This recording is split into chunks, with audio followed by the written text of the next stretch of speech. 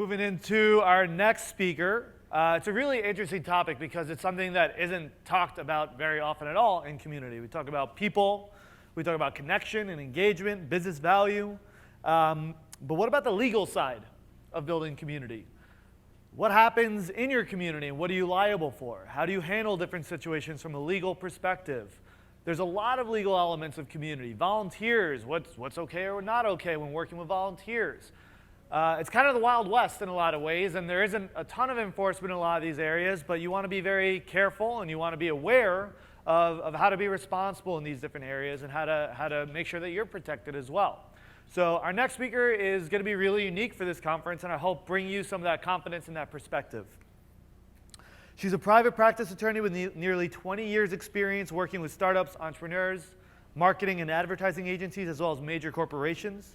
She counsels clients on legal matters in marketing and advertising, international promotion, social media and internet law, copyright, trademark and digital rights, and general business matters. So we're going to get a good breadth of what you need to think about as a community professional on the legal side. All right, so please help me in giving a big CMX welcome for Sara Hawkins.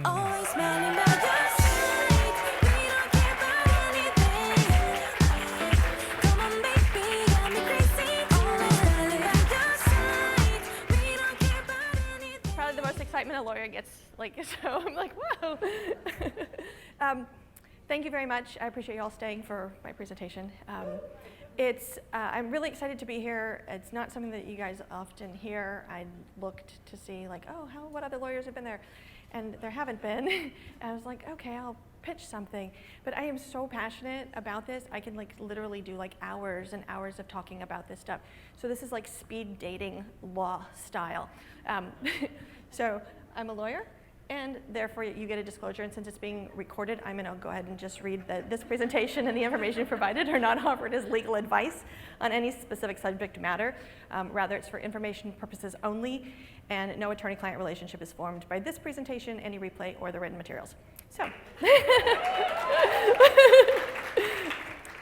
I had some creative license with my four-letter words. So we're going to talk a little bit about some of the laws, the rules, the trolls, and the kids. And then I'll sprinkle some other stuff in there as well. What we're going to look at with the laws, we're going to look at some privacy and data protection issues, some copyright and trademark concerns, the duty to report. There's all kinds of different communities. What are your responsibilities with that? Claims. When people say stuff in communities, what type of liability does that present to you as a community? What type of things can you in your community and the people that you work with say in your community or in other communities, what kind of disclosure you need. Defamation, people like to say things that are rude and not true. And sweepstakes and contests, because people like stuff for free. So data protection. Social media data breaches are not a big thing. However, in different types of communities and in different industries, data breach is becoming more and more of a daily concern with the C-suite. So you need to be aware of perhaps the main website of your company or the companies that you represent don't collect personally identifiable information, but in your community you do collect that information, or you do encourage the sharing of that type of information. And while I'll focus mainly on US laws, the fact is that most major developed countries have paradigms that are aligned with the US. So personally identifiable information, name, address, phone number, date of birth, social security number, emails, health insurance, health information, various things like that. So what are you asking? What info are people sharing? Do you have filters so that if there is something that looks like an email, that can immediately be pulled out with technology, that you don't have to manually do it? Or can moderators pull that type of information out? You need to be aware of what people are sharing in your community and what they shouldn't be sharing. The rabbit hole that is copyright and trademark law. There is no global copyright law. However, if your community operates in the United States, you could at least take advantage of the Digital Millennium Copyright Act, which is the DMCA, and perhaps protect your community. If your community is operating globally, there are equivalents in other countries. But the basic premise is if you are allowing user-generated content to be shared on your platforms, there are protocols that you can put in place to protect your company. and to protect your platform and to protect your community. But then we have to have rules for the community. More and more people are going through personal branding. Small businesses are taking their branding very, very seriously. So we're looking at trademark issues more and more, and not just some copyright issues. People aren't exactly sure what they are. Even like major websites like Huffington Post will talk about, patent trolls or something, but then you read the entire article and it's about copyright because patent troll has a better SEO, so it makes for a better title. Do you have a duty to report to law enforcement? This is going to vary by industry, it's going to vary by country. And if you run a community where there are medical professionals, where there are, if it's a support group for people with mental illness or professionals in the mental health community, if they're abuse survivor communities, you perhaps might have a duty to report. And if you don't necessarily have a duty to report, you need to be aware of what information you might have to preserve for potential evidence. Can you make statements? This is a really interesting thing to me because as community managers and moderators of communities, you say all kinds of things in there, and when you need to publicly let people know something's not right, you may set a precedent for your company that you can't back off of. And if you're managing communities for other major corporations, you may say something that does not align with what they're allowed to say. So if you're working with a regulated industry, the financial industry, healthcare industry, there are limitations that your words really, really do matter in what you say. If you're taking care of customer service issues openly, you could set a precedent to what you can't do in the future. So again, like rules really play a part in what you can and can't do. I know this is like a lot of information. Defamation, obviously words have consequences. People like to say really mean things about people sometimes. I'm sure all of you have stories about situations that have just started to get out of control. Recently, a wedding photographer in Texas was awarded $1 million because her husband and wife went into communities specifically and through Facebook communities and through other online communities and started defaming her. And this ties into what your duty to report is. These communities had no requirement to specifically let her know. However, when it came time to do discovery, all of these communities faced document requests and subpoenas to produce this information because the individuals went in and deleted what they had posted, thinking, well, now it doesn't exist anymore. Well, we all know if it's on the internet, it always exists. Sweepstakes and contests, everyone likes free stuff. This is one of my specialty areas. It's so easy to say, I want to do something nice for my community, or I want to allow people to post things that they're giving away, or what have you.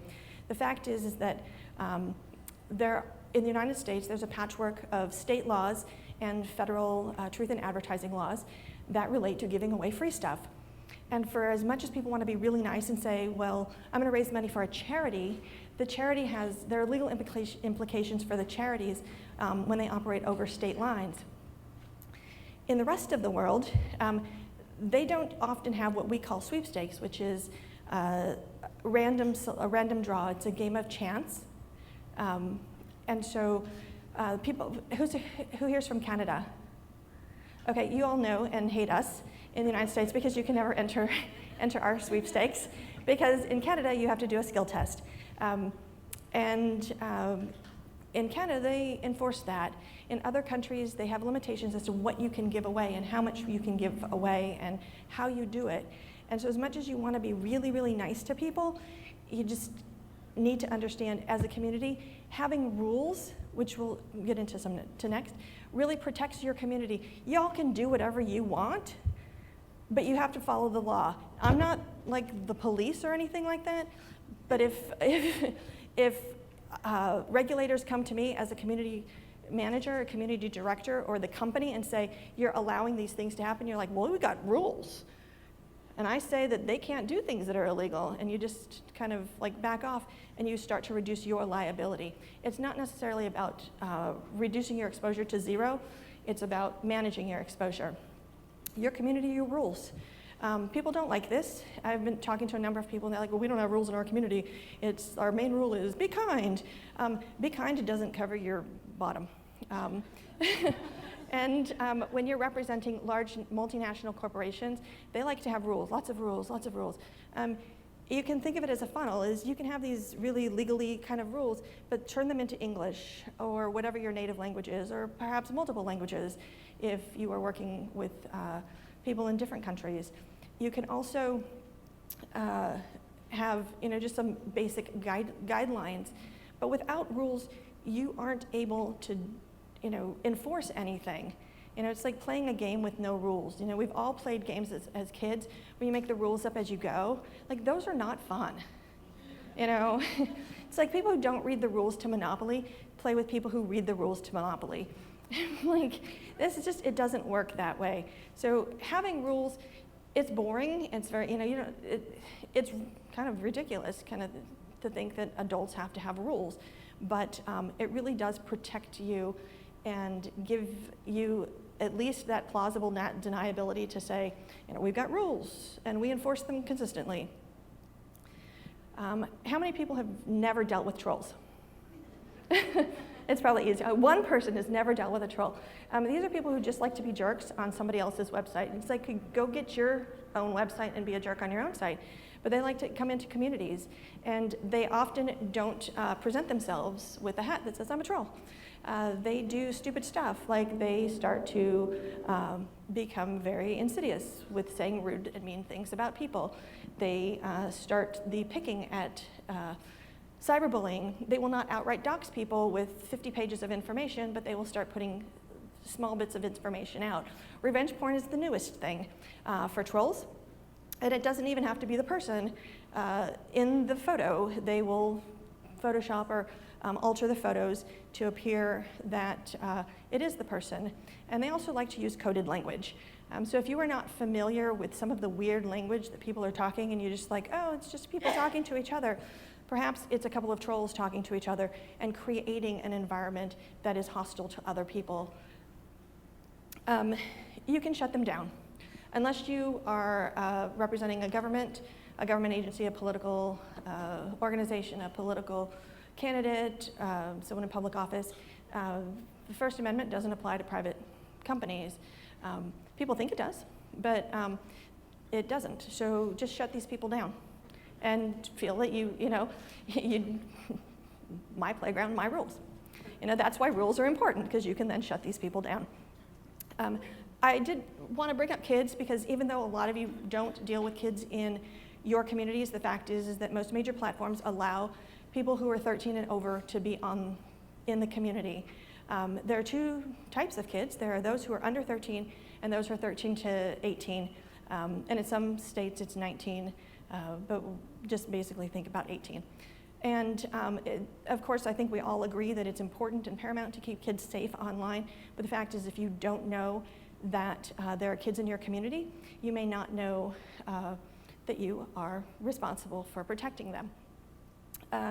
In the United States and throughout the world, there are equivalents to what's COPPA, Children's Online Privacy and Protection Act. It's a US federal law, and it specifically talks about how you can market to children and what type of information that you can gather from children aged 12 and under.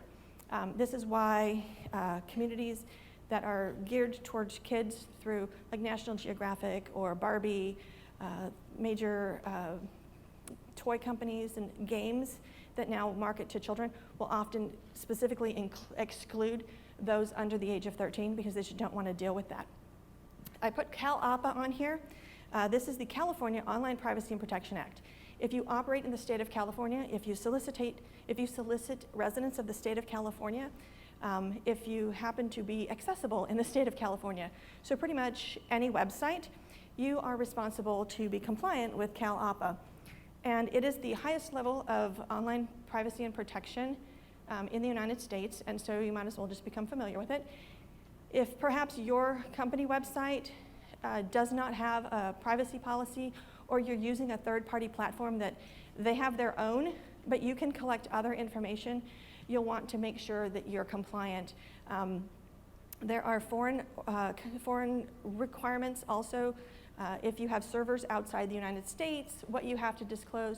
So like the UK has their own policy, they have the cookie law, and they have specific requirements related to kids. Like you can't, if you are specifically marketing to kids, you can't drop cookies without disclosure to the parents. Well, like how's that gonna happen?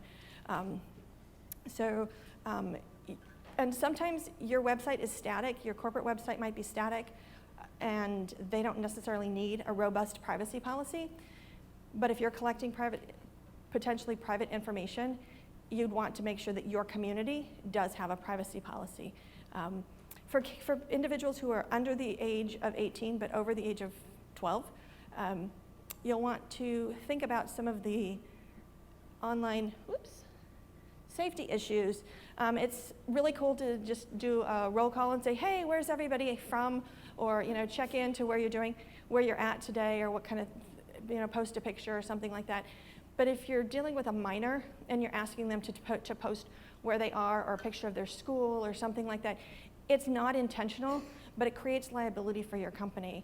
And so if you're not sure and you're just using a Facebook login, you just have to make the assumption that you're dealing with minors, even if your platform is for adults, and you would think that people who are CEOs or people who are founders or certain level types of entrepreneurs might only be adults, but in fact there are a lot of kids out there that are interested in this stuff and just want to be part of these communities.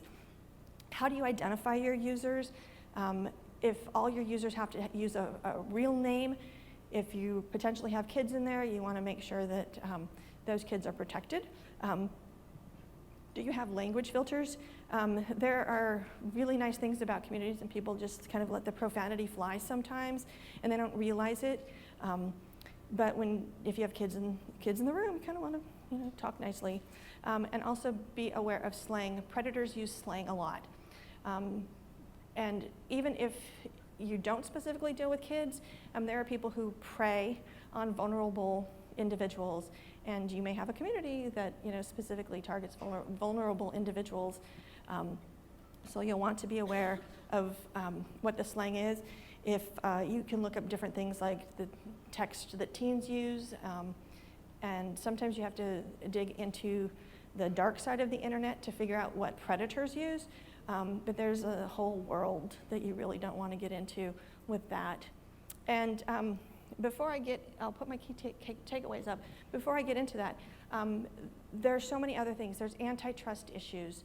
There's FTC disclosure. Recently, the FTC came down on a lot of internet influencers. So if you have advocacy programs, if you have employees who are posting in other groups, you need to be able to identify that you are an employee making these statements and these claims. If you are a community manager for a particular community or multiple communities, and that is on your bio somewhere, you make the assumption that you are speaking on behalf of that company and what type of disclosure. If you are managing multiple companies for an agency, if you are a freelancer and managing multiple communities, realize that each of them might have a different set of paradigms that fit with that particular company and what you're allowed to say and what you're not allowed to say. There's just so many laws that apply to the online world that never were intended for this type of community. It used to be that we would get together with our industry peers at a conference like this, and we all knew, well, we don't talk corporate shop. If any of you used to work for Fortune 500 companies, there was always a manual like this thick that tell you when you're on an airplane, you can't have your laptop open, or when you're at a conference, you can't mention this, and don't leave your briefcase here, and don't talk about spreadsheets or this, that, or the other thing.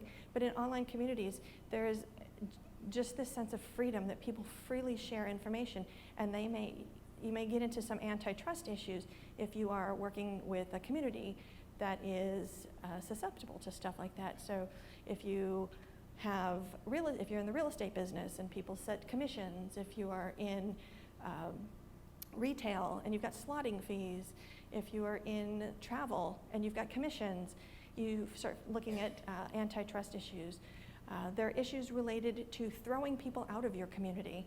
So if you have a very specific business type community, could that present issues where they feel that they have a legal right to be in that community?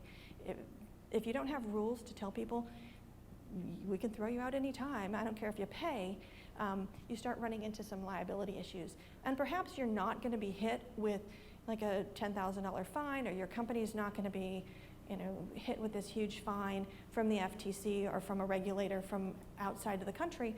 But the fact is that lawyers cost a lot of money and nobody wants to deal with them. They tend not to be as cool as I am. So getting such a warm welcome and stuff. But so the key takeaways are, you have to be proactive. The whole point of this is to empower you and to just present you with this framework to know that out there are these laws, and if you run into some problems, the very basic part of it is you have rules.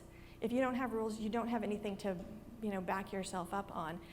The community size is going to dictate your plan and how you respond. So a group of 30 people, you can do one-on-one. If you've got 1 million people, it's really hard to interact with 10,000 people who are just not doing it right. So I know it's a lot of information. Thank you so much for having me. I'll be around, so if you have questions, thank you.